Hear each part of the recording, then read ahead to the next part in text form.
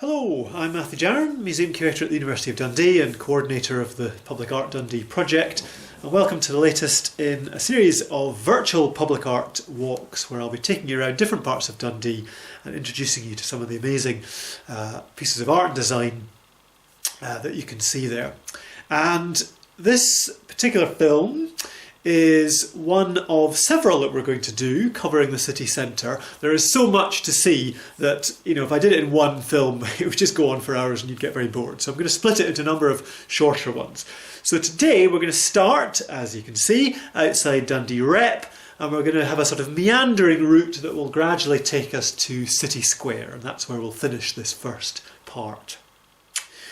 Okay, now, Tay Square, which is this lovely area outside the Dundee Rep, was completely transformed between 1996 and 1997. And this was one of a number of major landscaping and improvement projects that were carried out by the Dundee Partnership, which was an initiative, well, still is an initiative, involving various local organisations, but led by Dundee City Council and Scottish Enterprise Tayside.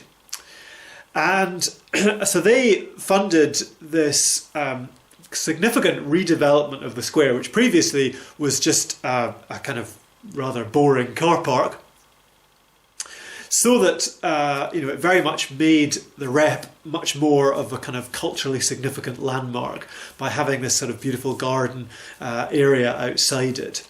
And as with virtually all of the major initiatives of the 1990s, a crucial element of that was public art. And this is where we have to introduce the Dundee Public Art Programme.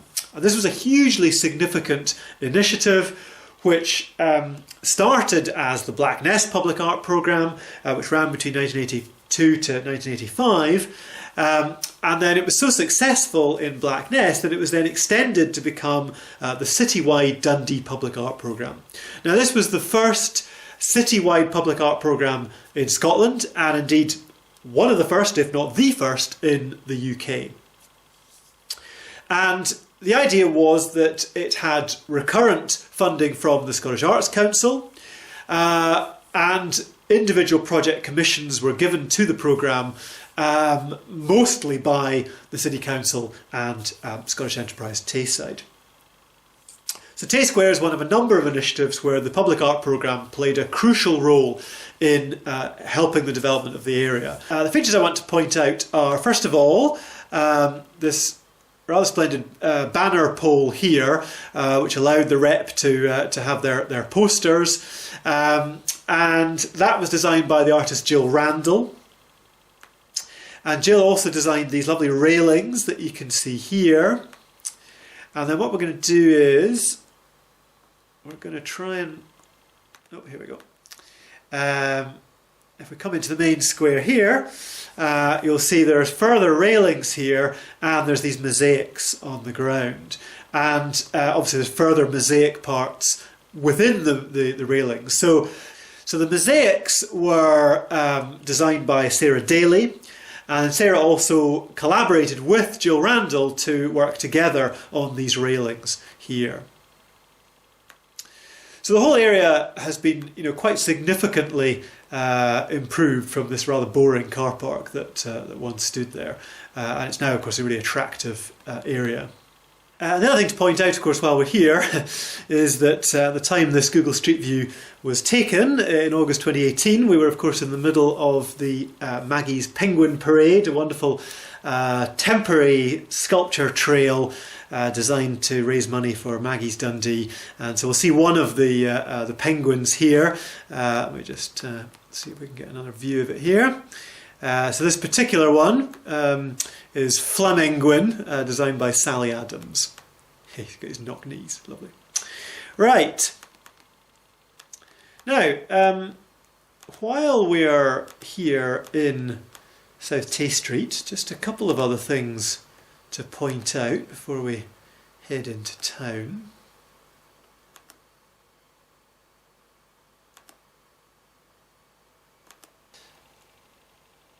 Unfortunately, you can't see it here on Google Street View because the gate is actually open, but there's a really nice iron gate there, which I'll cut to a photo of, which was designed by Joanne Calcutt of the company Little Ironies in 2005. And it's actually based on the Modular Man of Le Corbusier. And although there's now this exercise place in there, this was at the time a little commercial art gallery, the White Gallery, and there was an architect upstairs. And this was funded through the Dundee Cultural Quarter scheme, where there were various small grants given to try and improve the quality of various properties in the Cultural Quarter area. And then just across the road here, we have this rather splendid frontage to the Palais, which was an old dance hall. And these rather splendid pilasters with the lion's heads and these women doing their exercises seem to have come second-hand from another building entirely, which was a 19th century art gallery, Robert Scott's gallery in Albert Square. And he had a whole series of these outside the building, which closed sometime in the 1910s, I think. And presumably at that point, these were no longer required, and so a couple of them were shipped over here and put on South Tay Street. So they were not entirely sure, but they may well have been made by the local sculptors J and G Ganella, Italian family who did a lot of kind of classical sculpture for gardens and that kind of thing. Right, now, gosh, what a lovely sunny day. Let's head into town.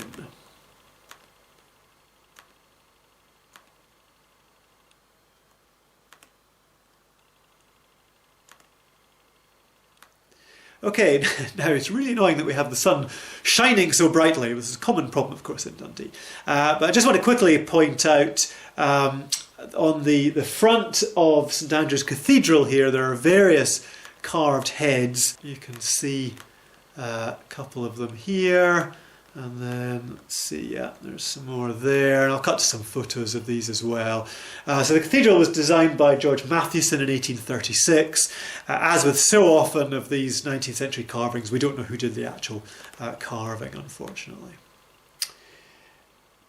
Okay, what we're now going to do is basically head down to the back of DCA. So normally we just walk through DCA and out the back, or we could go down the little lane to the side, but obviously we can't do that on Google Streetview, so we're just going to cut now and head to the other side. Right, so here we are at the back of DCA, and we're immediately confronted with this wonderful mural on the door here. And this is by an artist called Sophia Sita, and it's called The Dreamer, and was done in 2018. So in fact, it was brand new at the time this image was taken. In fact, I'm not entirely sure. I think it may not have quite been finished, in fact, when this was done, because the colours look a bit muted here. So I'll cut to a photo of it just to show you the full colour effect.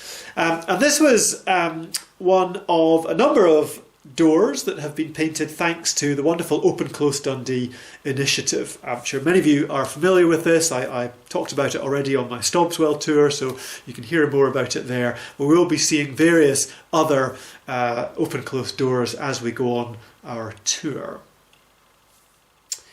Now let's turn around here, and just over here we have one of these sort of interesting pieces which it's not entirely clear whether to categorise it as public art or not. This is the Art Science Garden that was created obviously between the Science Centre and DCA in 2014, and it was done as part of a project called Dundee Urban Orchard, run by the artists Jonathan Baxter and Sarah Gittins. And they essentially planted a number of orchards all around Dundee. And you can see another one on my Lochee tour, for example. And several of these incorporated little artworks, but arguably the garden itself is an artwork. This is quite a nice little sort of sculptural installation. And there are little figures on the post there as well.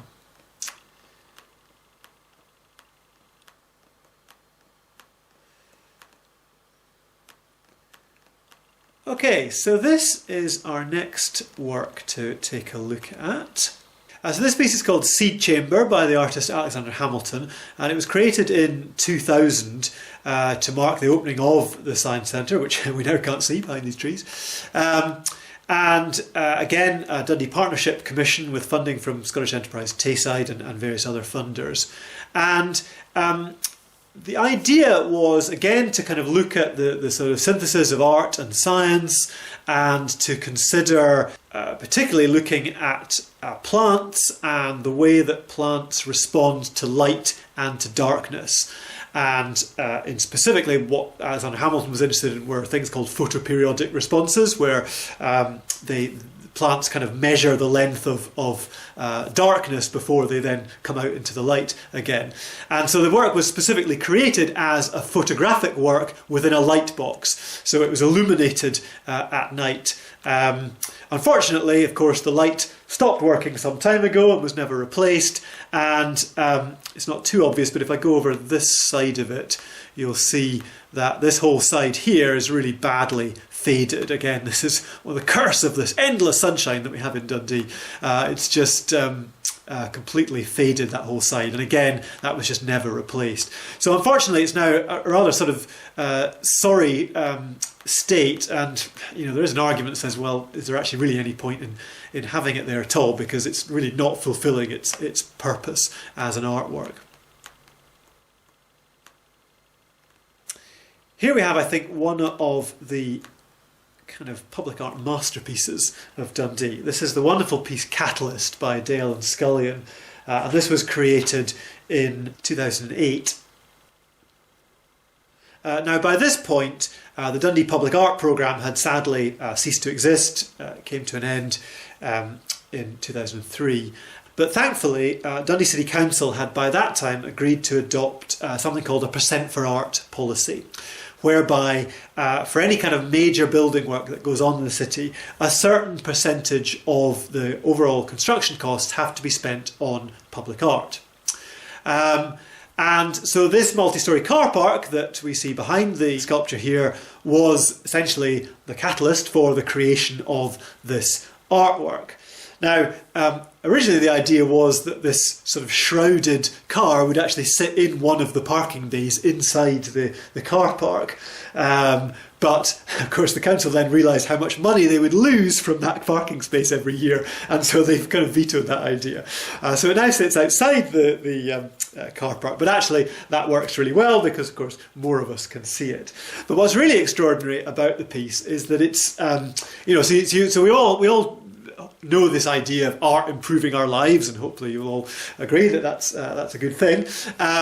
But this is an example of an artwork that literally improves our lives, because it's made of a special catalytic compound that absorbs the emissions from passing car engines, collects them on the surface, all this sort of grime that you see here, and then when it rains, theoretically, they wash off into the soil and are recycled as harmless nitrates. And this was the first time this particular material, which was developed in Italy, was used in the UK, so it was quite a landmark. And so it's an absolutely extraordinary thing, and you can see along the bottom here the actual sort of chemical compound is written there. Right, let's head up this way. So we're going to defy the traffic and head along here so that we can look at this piece here. So this is a kinetic sculpture, so seeing it static like this doesn't really do it justice. So let's cut to a bit of moving film so you can see it in action. So this was created in 1993 by the artist Alistair White. It's called Strange Attractor 2, and one of a series of kinetic sculptures that White made inspired by ideas of chaos theory, and it was one of a couple of pieces that were commissioned through Duncan of Johnson College of Art in 1992 to mark its centenary. It wasn't actually its centenary because really it was founded in 1888, but they decided to celebrate their centenary in 1992 for reasons that are not worth going into now. And so this is one of a number of pieces that were commissioned by Duncan of Johnson graduates for this centenary, commissioned through the Dundee Public Art Programme with funding from Dundee District Council.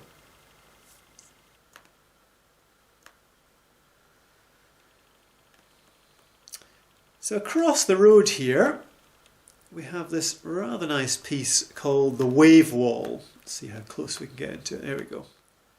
So this is an earlier piece. This is from made between 1988 and 1989 by the artist David F. Wilson, working with the landscape architect Brian Snell and stonemason William Mills.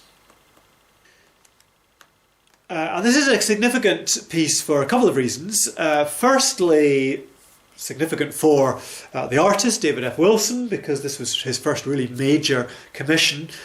He had been one of the students on the first year of the pioneering Public Art and Design MA course at Duncan of Jordanson, and had created pieces as part of that course, and you can see an example of that on our Stobswell tour. But this was his first kind of really significant public commission. And it was also really significant for the Dundee Public Art Programme, because this was one of the very first pieces that they did in the city centre. They had mostly been working out in the periphery in various either housing developments such as at Whitfield, or in industrial developments such as at Dunsinane. And as I say, this was them sort of gradually, what they really wanted to do, of course, was try and make major impacts in the city centre. And so this was really them starting to inch towards doing that. So it was commissioned by the Meadowside St Paul's Church next door. And associated with that, there's also this sign that David did for the church here, and also further railings here.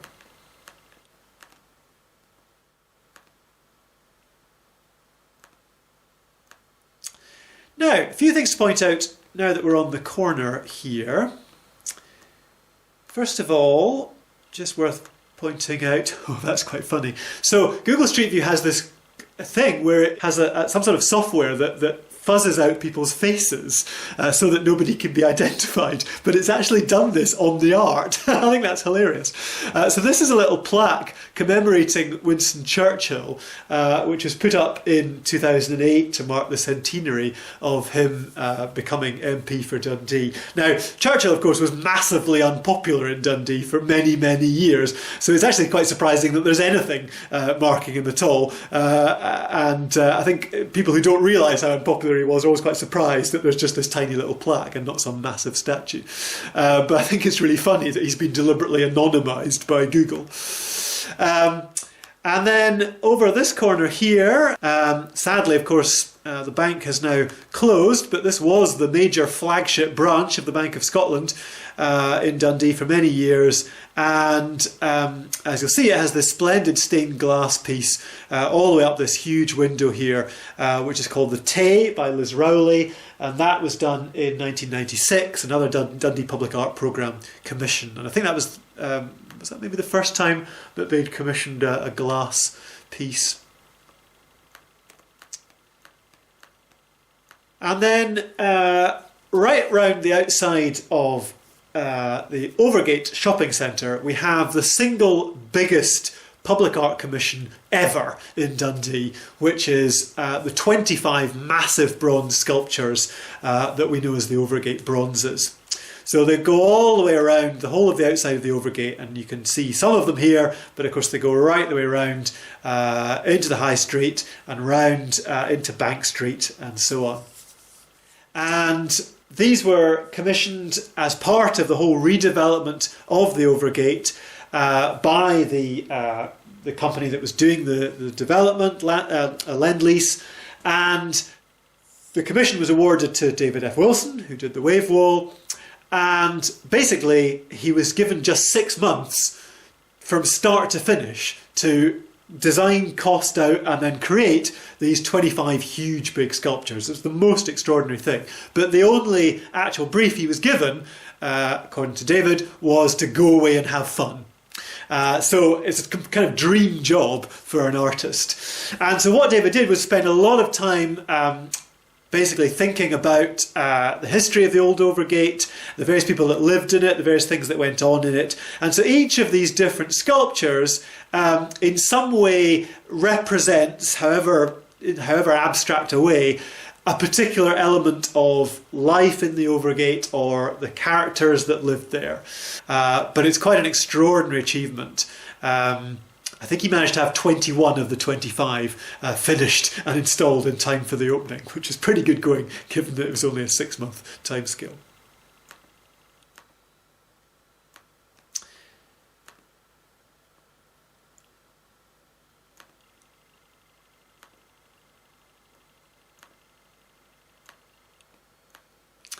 Now, not quite sure how easily you'll be able to see these, but there's a couple of nice mosaics outside the church here in front of the two doors. Again, I'll cut to better photos of these.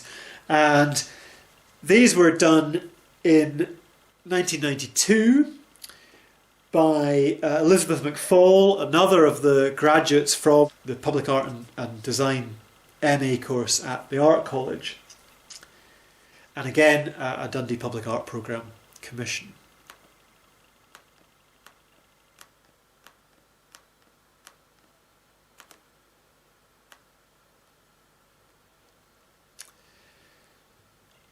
Right, well, we can see lots of art in this picture. Where to start? Well, let's start with the most obvious one, which is this unicorn.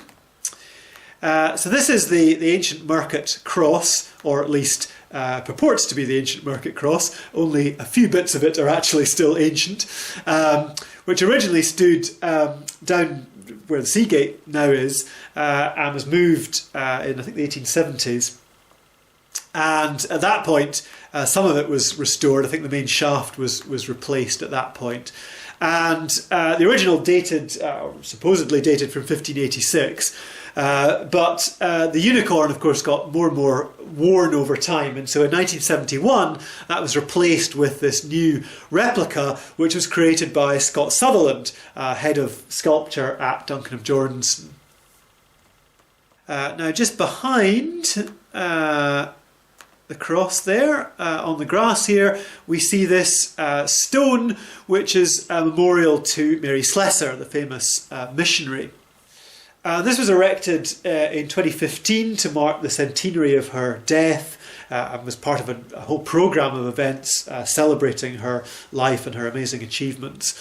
It's a block of Aberdeen granite, because she was originally from Aberdeen, and the actual bronze carving was by Roddy Matheson. And then here we have, of course, the old steeple, St Mary's, famously the tallest medieval structure in Scotland. And again, there are various different decorative carvings and little pieces of sculpture on it, but most of those would be relatively recent replacements. So there was a major restoration done of the church in the 1870s by the architect George Gilbert Scott, and I think at that time most of the sculpture would have been replaced.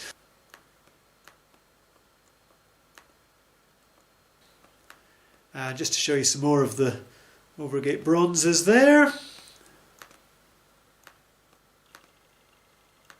And here's some more of them here.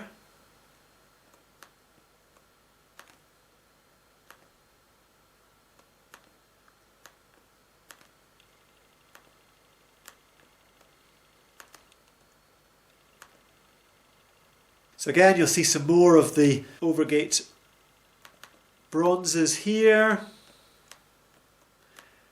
And then we come down here to a whole load of penguins. There's an extra penguin here again, because this is one of the Maggie's penguins. That particular one is called Provincial Penguin by Louise Kirby. But in front of it, of course, we have one of the most popular pieces of public art in Dundee, March of the Penguins by Angela Hunter. And this is one of a trio of animal sculptures that Hunter was commissioned to create by the Dundee Partnership, again with funding from Scottish Enterprise Tayside. And these, I think, are a really good example of the very particular approach to public art that John Gray, the City Council Public Art Officer, has taken, which is that he's always very keen on just these little small-scale interventions that you don't at first notice, rather than major landmark statements, although of course there are examples of that. They're just these little fun things that suddenly you come across without them really being sort of signposted. And his original idea, in fact, for the penguins was that they were actually going to be underneath a bench. So that almost nobody would see them at all, and occasionally you'd get some child, crawling around as children do, and then would say, "Mum, there's a penguin under that bench," and the mother would say, "Don't talk rubbish, of course there isn't."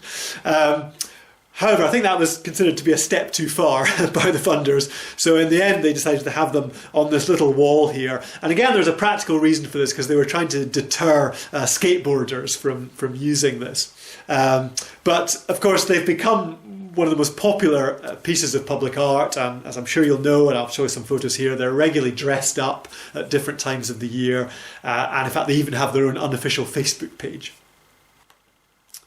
Now the other piece to notice are these markings on the ground here, which are obviously quite difficult to see on Google Streetview, but if I cut to Google Earth, you'll be able to see what's going on.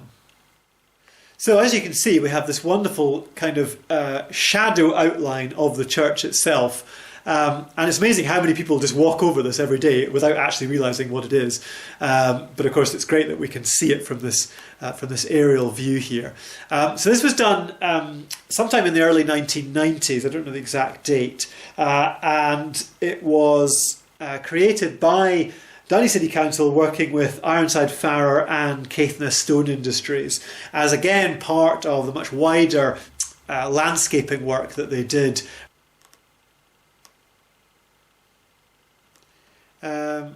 Next thing to point out is this little gate here.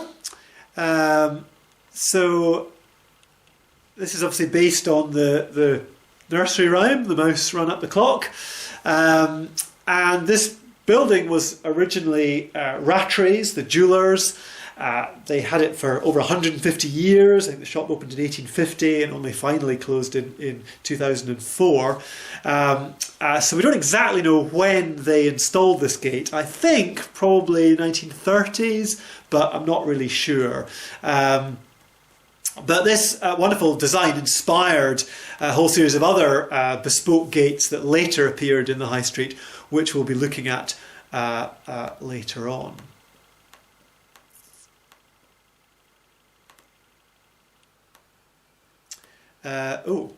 That's not a very useful view of it. Okay, well, there's an interesting abstract shot of it here, but we're going to have to move out to see it properly. Right. So at the top of Cooties Wynd here, we have this wonderful bollard. Again, I'll cut to a better photo of it. You can't really see it very well here, although you can see the shadow rather nicely. And this again was designed by David F. Wilson. And this was the starting point for the huge range of street furniture that David ended up designing around the city centre. So the Dundee Public Art Programme were really keen on the idea of bespoke street furniture. But it took a bit of convincing on the council's part to get them to go ahead with this. And so what the programme did was that they created this piece themselves in 1992 and used this as a kind of test case to show the council, look, here's how we can create something really quirky and interesting, but that has a practical function as street furniture. And on the basis of that, the council then commissioned a whole load more, and obviously we'll see lots more of it on our next city centre tour. David based this, and indeed all of the subsequent street furniture, on two main motifs. One was on lily buds, so the actual heads here are based on budding lilies, of course lily being the symbol of Dundee on our coat of arms. And the other being twists of jute rope, so the main structure of the column here is this little twist of jute rope. So we're now going to head down Cooties Wynd, one of the oldest surviving streets in Dundee. Unfortunately now this rather dodgy back alley, but it's been wonderfully enlivened by a whole series of doors. And this was the starting point of the Open Close initiative run by Russell Pepper, commissioning various artists to create lovely little mini murals on otherwise unassuming doorways. And he very specifically decided to start with kind of hidden doors in some of the wee closes in Dundee that you would never normally go down. And so this is from the first phase of Open Close in 2017, and there are 4 doors that we'll see as we go down Cooties Wynd. So this one by Whimsical Lush, aka Suzanne Scott.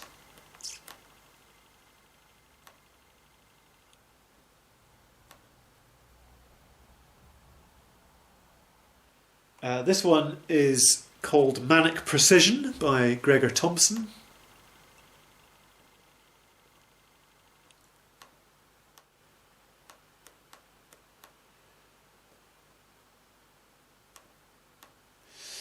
This one has changed a few times over the years. The original seagull was created by Seagull, aka Craig Crawford, in 2017. In 2018 he then replaced that with this penguin version of the gull to tie in with the Maggie's Penguin Parade. But he then later repainted it again to turn it into Sea Ghoul. And then just in fact earlier this year he's actually changed it again to another design. So hopefully it'll keep on evolving over the years. And then here's the final one here, this lovely kind of Van Gogh style piece by Syke, aka Simon Matheson. And there are loads more Open Close doors all around the city centre. You can look on the Open Close website to see the trail there, and there's an app you can download as well. So this building, sort of squished in the middle of Whitehall Crescent, is the Gilfillan Memorial Church, and not sure how well you'll be able to see it here, but there's some quite nice decorative carving on the building. Again, I'll cut some photos so you can see that better. The church was designed by Malcolm Stark in 1887, but again we don't know who did the carving.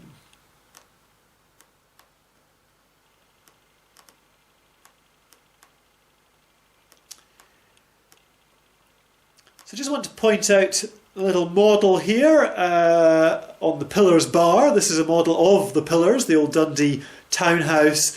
And this is one of a number of models that were created in or around 1932 when the townhouse was demolished. So the William Adam designed townhouse was really the single most important building in Dundee.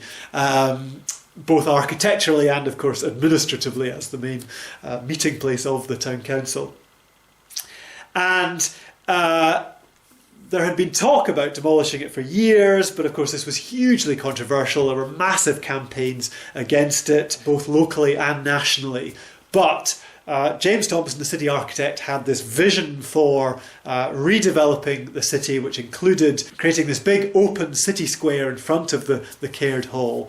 And ultimately, despite lots of delays, it eventually got demolished in 1932. And at that time, various different models and drawings and photographs were taken of it. And there are 2 detailed scale models that you can still see in Dundee, and we'll see another one on one of the other tours. But this one was created by a chap called David Robb, who was a lecturer at Dundee Training College at the time, now the University's School of Education and Social Work. And it's made of sheet copper.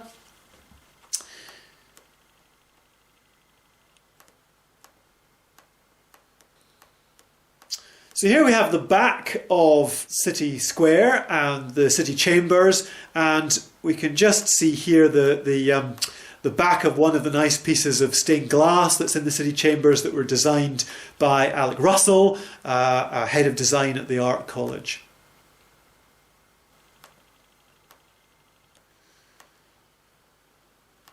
So what I want to do now is take you up these wee stairs here, and we'll come out in City Square.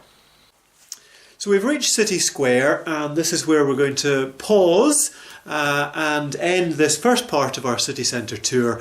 And next time we'll begin here, and I'll tell you more about the various things that you can see in City Square as part of our next public art tour. So thanks very much, hope you've enjoyed that, and look out for the next tour coming soon. Bye for now.